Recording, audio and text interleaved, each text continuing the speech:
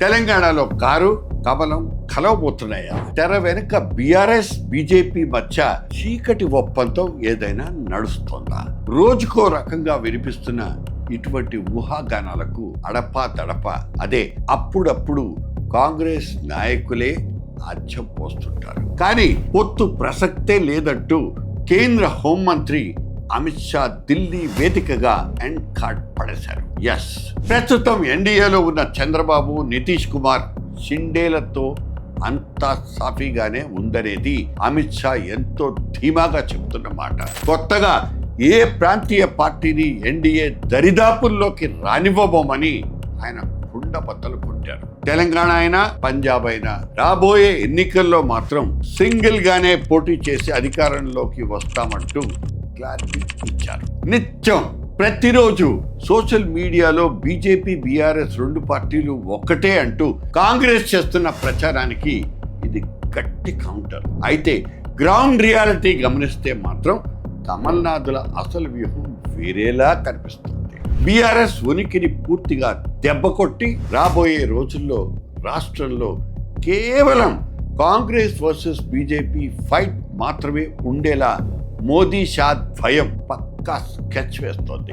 BRS తో పొత్తు పెట్టుకుంటే వాళ్ళ మీద ఉన్న ప్రజా వ్యతిరేకత తమ మెడకు ఉరితాడులా చుట్టుకుంటుందన్న భయం కూడా ఉన్నట్టుంది. ఎందుకంటే కాళేశ్వరం ప్రాజెక్టులో 1,00,000 కోట్ల అవినీతి అంటూ మోదీ షాలు దఫాలుగా అనేక రకాలుగా విమర్శలు చేశారు. దీనికి తోడు కేసీఆర్ కుమార్తె కవిత ఢిల్లీ లిక్కర్ కేసులో అరెస్ట్ కావటం బీఆర్ఎస్ కు పెద్ద మచ్చలా మిగిలింది.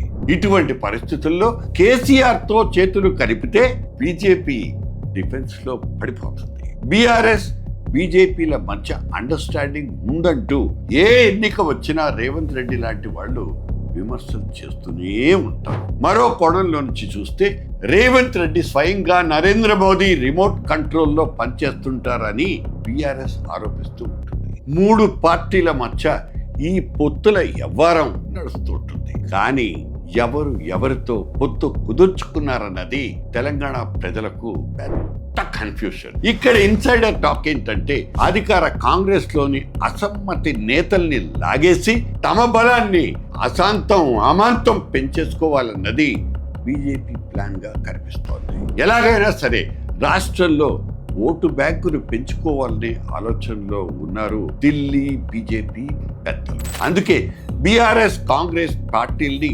బలహీనపరిచే ఎత్తుగడల్ని తెర వెనక నుంచి నడిపిస్తున్నారన్నది ఒక టాక్. సామాన్యుడికి ఈ రాజకీయ చదరంగం విసుగు తెప్పించినా ఈ ప్రముఖ పోటీ ఎవరికి లాభిస్తుందన్నది ఒక హాట్ టాపిక్.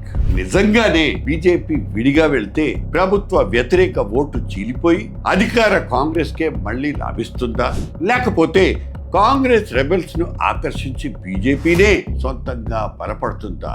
రాజకీయాల్లో పైకి చెప్పేది ఒకటి, లోపల జరిగేది ఇంకొకటి.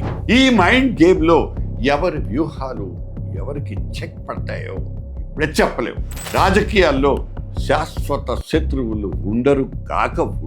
అలాగే శాశ్వత మిత్రులు ఉండపోరు. ఉండల్లా కేవలం స్వార్థ ప్రయోజనాలు మాత్రమే. No permanent enemies. That's all in politics.